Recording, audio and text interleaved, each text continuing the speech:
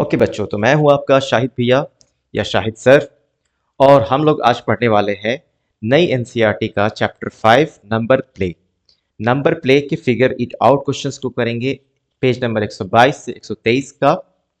और ये क्लास 8 का है। ओके, चलिए तो शुरू करते हैं। Class 8 NCERT figure it out, pages 122 to 123।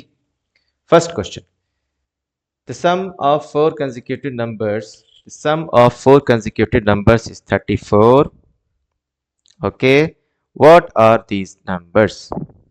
ठीक है, तो फर्स्ट ऑफ ऑल हमें जानना होगा कि कंजिक्यूटिव नंबर्स क्या होते हैं। कंजिक्यूटिव नंबर्स मीन्स एक के बाद जस्ट एक। ठीक है, एक के बाद एक, उसके बाद दूसरा। ठीक है, जैसे मान लो 3 से हम स्टार्ट करते हैं, तो 3 के जस्ट बाद क्या आता है 4। ये 3 का 4 जो है वो कंजिक्यूटिव नंबर हो गया। 4 के जस्ट बाद 5, देन 6, ऐसे। ठीक है, तो कह रहा है कि सम ऑफ 4 कंजिक्यूटिव नंबर्स इज 34, यानी कि 4 लगातार नंबर्स का जो सम है, जोड़ है, वो आ रहा है 34। तो ये नंबर्स क्या होंगे? ठीक है, चलिए स्टार्ट करते हैं इसका आंसर, इसका सॉल्यूशन शुरू करते हैं। ठीक है, इसमें हमें क्या करना है, let us assume let us assume first number is, first number को हम एज्यूम कर लेते हैं, मान लेते हैं कि है हमारा x। ठीक है, फर्स्ट नंबर x है, तो इसके जस्ट बाद वाला क्या होगा, इससे एक बड़ा, यानी कि उसके बाद का नंबर हो जाएगा x+1। ठीक है, थर्ड नंबर हो जाएगा x+2। ठीक है, 3 नंबर हो गए, और चौथा हो जाएगा x+3। ठीक है, इन सबका सम जो है वो है 34। तो चलिए लिखते हैं, x plus x+1 plus x+2 plus x+3, सबको सम कर दिया, सारे 4 कंसेक्यूटिव नंबर्स को, सबका सम क्या आ रहा है 34। ठीक है, 34। अब हम सम करेंगे सबको, तो देखिए x कितने बार है, x कितनी बार देख रहा है, एक यहाँ पे है x, एक यहाँ पे है, फिर एक यहाँ पे है, फिर एक यहाँ पे, 4 x है। ठीक है, तो x को 4 टाइम्स ऐड करेंगे तो क्या आएगा 4x, 4x है ना, तो आपको ये और का साइन दे दिया हमने, और 4x प्लस 1 प्लस 2 3, 3 प्लस 3 6, यानी कि ये हो गए सारे अंक को जोड़ दिया हमने, 1 और 2 और 3 को, तो 6 हो गया, इक्वल्स टू 34। ठीक है, और 4x इक्वल्स टू बराबर हो जाएगा, +6 को इस साइड भेजेंगे तो क्या हो जाएगा, साइन चेंज हो जाता है, इसको ट्रांसपोजिंग बोलते हैं। +6 क्या हो जाएगा -6, और ये इक्वल हो जाएगा 34 में से 6 माइनस करेंगे तो क्या आएगा 28। ठीक है, 34 में से 6 माइनस कर लीजिए। अब बताइए, अब आप खुद बताइए, कमेंट बॉक्स में जल्दी से बताइए कि x क्या होगा। ठीक है, x का वैल्यू क्या होगा, और x 4x क्या आ रहा है 28। ठीक है, तो इस साइड में सॉल्व कर रहा हूं, यहाँ पे 4x आ रहा है 28, तो 4x 4x क्या आ रहा है हमारा, 4x आ रहा है 28, तो x क्या हो जाएगा, ठीक है 4 को इस साइड भेजेंगे तो डिवाइड में चला जाएगा ना, 28/4, ठीक है, 28/4, ओके। अब 4 से 28 को सिंप्लीफाई करेंगे, डिवाइड करेंगे तो क्या आएगा, x आ जाएगा वैल्यू 7, x का वैल्यू आ जाएगा 7, ओके। चलिए तो x क्या आ गया हमारा, x आ गया 7, और हमने क्या अज्यूम किया था, फर्स्ट 4 कंसेक्यूटिव नंबर्स में पहला x अज्यूम किया था, तो दूसरा हो जाएगा x+1, ठीक है, तीसरा हो जाएगा x+2, चौथा हो जाएगा x+3, ठीक है। तो first consecutive number, 4 consecutive numbers find करने थे, तो फर्स्ट हमने फाइंड कर लिया, दैट इज 7। उसके बाद वाला क्या हो जाएगा, x+1, ठीक है, यानी कि 7+1, 7+1 हो जाएगा आपका 8, सेकंड कंसेक्यूटिव नंबर हो गया 8। उसके जस्ट बाद वाला क्या था, x+2, यानी कि 7+2, 7+2 हो गया आपका 9। उसके जस्ट बाद वाले यानी कि चौथा जो नंबर है वो है x+3, यानी कि 7+3, 7+3 क्या होता है 10, ठीक है। तो सो 4 consecutive numbers are 7, 8, 9 एंड 10। देखिए सारे कंजिक्यूटिव हैं, 7 के जस्ट बाद 8 आता है, 8 के बाद 9 और 9 के बाद 10। इन सब इन सबको सम करेंगे तो क्या आएगा, 34।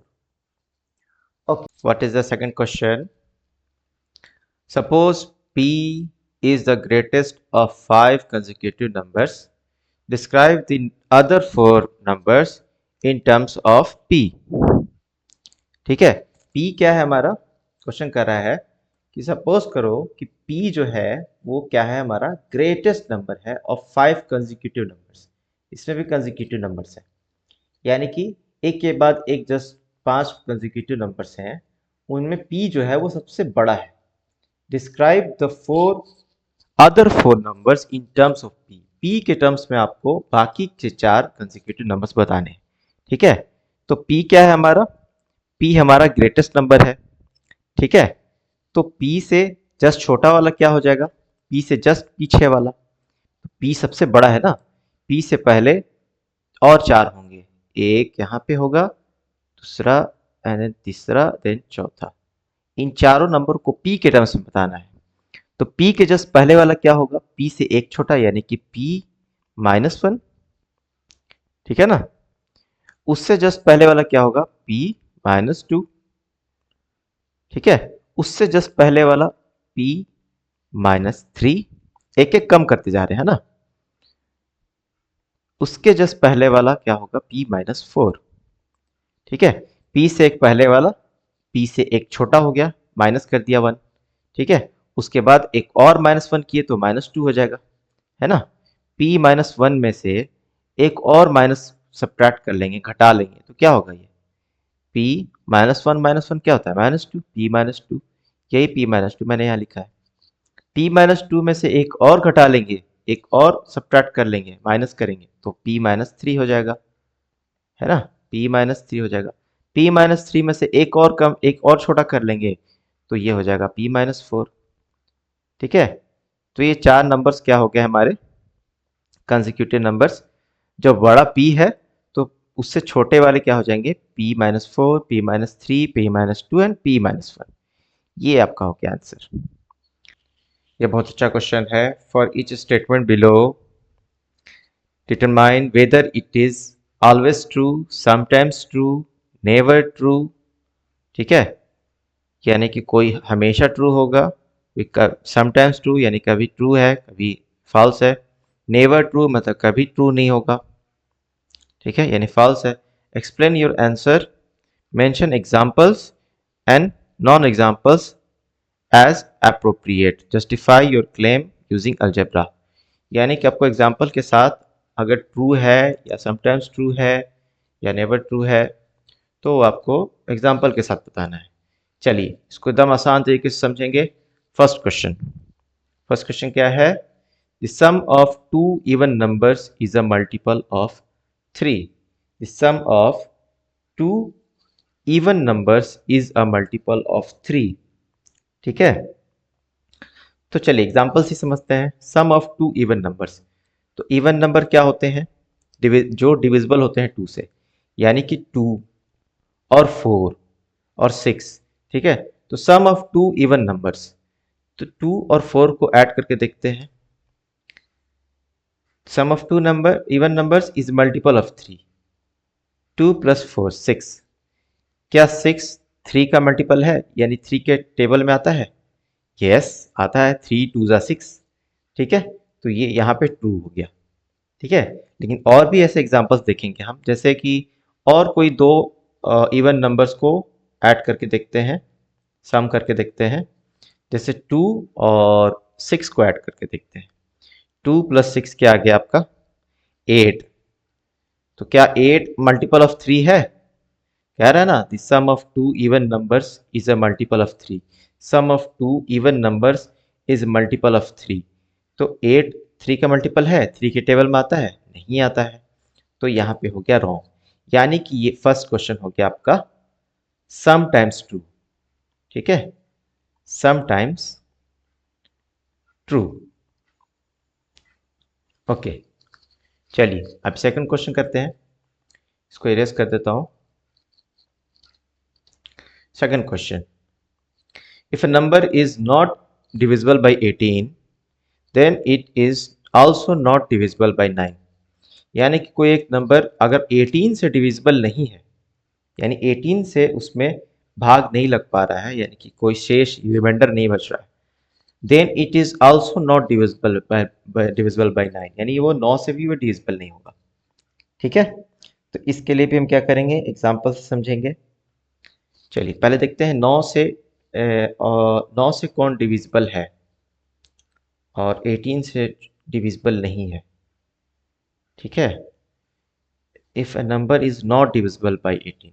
चलिए तो, और 9 से डिविजिबल होना चाहिए, चेक करके देखते हैं। 9 टू ज़ा 18, 9 थ्री ज़ा 27। चलिए 27, 27 एक नंबर ऐसा है जो 18 से तो डिविजिबल नहीं है। ठीक है, 18 के टेबल में नहीं आ रहा ना 27, यानी कि ये फर्स्ट हो गया। ठीक है, number is not divisible by 18। 27 is not divisible by 18। ठीक है, then it is also not divisible by 9। लेकिन 27 9 से डिविजिबल है या नहीं? 27 9 से तो डिविजिबल है। 9 टू ज़ा 18, 9 थ्री ज़ा 27। ठीक है, तो ये स्टेटमेंट हो गया, इसके लिए रॉन्ग हो गया। ठीक है, अभी तो रॉन्ग हो गया, लेकिन और एग्जांपल देखते हैं, कहीं हो सकता है ये समटाइम्स ट्रू वाला केस हो। ठीक है, चलिए if a number is not divisible by 18। चलिए तो कोई इवन नंबर लेते हैं, जैसे जो 18 से डिविजिबल नहीं हो। 40, 40 इज नॉट डिविजिबल बाई 18। ठीक है, and also not divisible by 9। ठीक है, तो ये यहाँ पे ट्रू हो गया और यहाँ पे नॉट ट्रू हुआ, क्योंकि 9 से तो ये डिविजिबल है, 18 से डिविजिबल नहीं है, तो ये भी हो गया समटाइम्स ट्रू। ठीक है, समटाइम्स ट्रू ये भी हो गया, sometimes true. Okay, third question करते हैं आप जल्दी से। चलिए if sorry if two numbers are not divisible by 6 then their sum is not divisible by 6। if two numbers are, यानी दो नंबर 6 से डिविजिबल नहीं है, तो उनका सम भी 6 से डिविजिबल नहीं है। ठीक है, तो कोई दो नंबर ऐसे लेते हैं हम, दो नंबर जो 6 से डिविजिबल ना हो। हाँ, चलिए 8 एंड 10।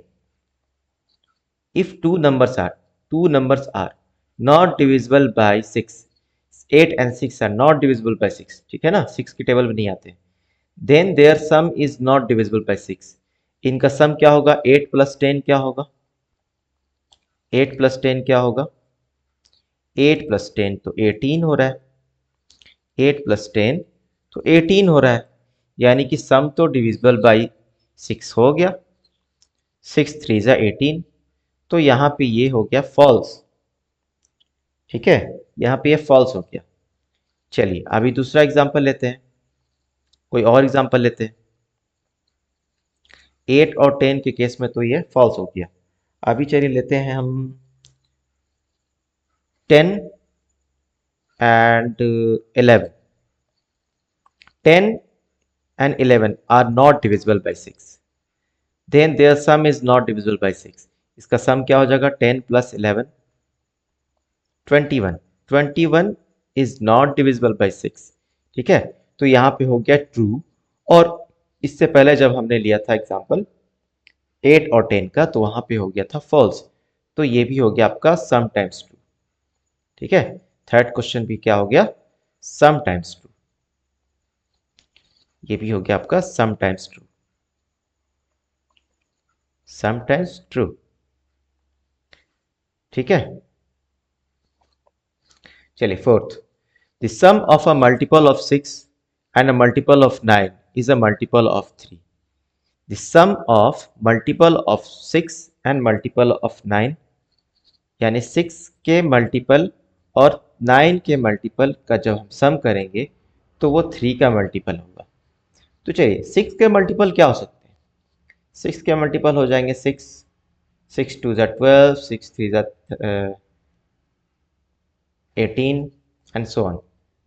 ठीक है, और 9 के मल्टीपल क्या हो जाएंगे? या फिर इसको ऐसे लिखते हैं ना, 6 के मल्टीपल को लिखते हैं हम 6m। ठीक है, where m is 1 2 3 and so on. ठीक है, ये 6 का मल्टीपल हो गया, और इसको सम करना है किसके साथ? 9 के मल्टीपल के साथ।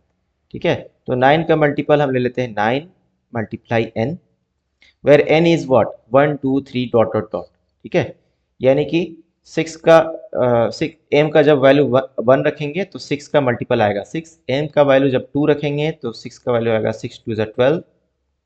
ठीक है, तो ऐसे तो मल्टीपल्स निकालते हैं। वैसे ही 9 के मल्टीपल को जब फाइंड करना होगा तो n का वैल्यू 1 रखेंगे, कभी 2 रखेंगे, कभी 3 रखेंगे। तो 1 रखेंगे तो 9 आएगा, 2 रखेंगे n का वैल्यू तो 18 आएगा, 3 रखेंगे n का वैल्यू तो 27 आएगा। तो these are the multiples of 9। अब कह रहा है स्टेटमेंट 4 में कि मल्टीपल ऑफ 6 और मल्टीपल ऑफ 9 को जब हम सम करेंगे तो वो मल्टीपल ऑफ 3 होगा। देखते हैं, चलिए चलिए तो 6 को हम क्या लिख सकते हैं? 6 को 3 मल्टीप्लाई 2 एंड m लिख सकते हैं ना। ठीक है, 9 को क्या लिख सकते हैं? 3 मल्टीप्लाई 3 और n as it is, n multiplied है ना। चलिए इसके बाद क्या हो जाएगा? इसके बाद देखिए यहाँ पे भी आपको 3 दिख रहा है, यहाँ पे भी 3 दिख रहा है, यानी कि 3 दोनों जगह कॉमन फैक्टर है, कॉमन है। तो 3 को हम ले लेंगे बाहर और बाकी को ऐसे लिख देंगे 2m प्लस 3n। ठीक है, 3 के साथ अगर कुछ मल्टीप्लाइड है, यानी कि ये जो नंबर आया हमारा 3 इंटू ब्रैकेट में 2m प्लस 3n, ये जो नंबर पूरा जो आया हमारा, ये नंबर क्या है? मल्टीपल ऑफ 3 है, यानी 3 से कुछ मल्टीप्लाइड है। और यही तो कह रहा है फोर्थ स्टेटमेंट। ठीक है, if the sum of a multiple of 6 and multiple of 9, the sum of multiple of 6 and multiple of 9 is a multiple of 3। तो ये हो गया always true। ठीक है, ये हो गया always true। ठीक है, चलिए लास्ट करते हैं फिफ्थ। फिफ्थ क्या कह रहा है? the sum of a sorry the sum of a multiple of 6 and a multiple of 3 is a multiple of 9। ठीक है, तो सम ऑफ मल्टीपल ऑफ 6 और मल्टीपल ऑफ 3। तो मल्टीपल ऑफ 6 पहले लिख लेते हैं, 6 1 ज़ा 6, 6 2 ज़ा 12, 6 3 ज़ा 18, 6 4 ज़ा 24, 6 5 ज़ा 30 एंड सो ऑन। और 3 का मल्टीपल लिख लेते हैं, 3 1 ज़ा 3, 3 2 ज़ा 6, 3 3 ज़ा 9, 3 4 ज़ा 12, 3 5 ज़ा 15, 3 6 ज़ा 18 एंड सो ऑन। अब क्या कर रहा है, sum of multiple of 6 and multiple of 3 is multiple of 9। करके देखते हैं, 6 + 3 9, और ये क्या है, मल्टीपल ऑफ 6 है ना, और ये मल्टीपल ऑफ 3 है सारे। तो मल्टीपल ऑफ 6 को जब 6 में ऐड करेंगे तो क्या होगा, 6 + 3 किया तो 9 आ गया। तो 9 क्या है आपका, मल्टीपल ऑफ 9 है। ठीक है, यहाँ पे हो गया ये ट्रू। लेकिन जब 6 को 6 से ऐड करेंगे तब क्या आएगा, तब तो 12 आएगा। 12 इज नॉट मल्टीपल ऑफ 9, 9 की टेबल में 12 नहीं आता है ना। इस तरीके से बाकी पे भी आप चेक कर सकते हो। ठीक है, तो ये 6 को जब 9 में भी ऐड करेंगे तो ये 6 क्या है हमारा, 6 है 6 का मल्टीपल, और ये 9 क्या है, 3 का मल्टीपल। 6 + 9 करेंगे तो आएगा 15। 15 तो 9 की टेबल में नहीं आता है, यानी कि 15 इज नॉट मल्टीपल ऑफ 9। तो ये भी आपका समटाइम्स ट्रू हो जाएगा, लास्ट वाला भी ये समटाइम्स ट्रू होगा।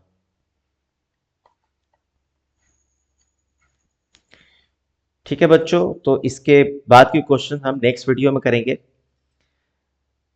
ओके देन, लाइक कर दीजिए, सब्सक्राइब कर लीजिए चैनल को और शेयर कर दीजिए। ठीक है, बाय।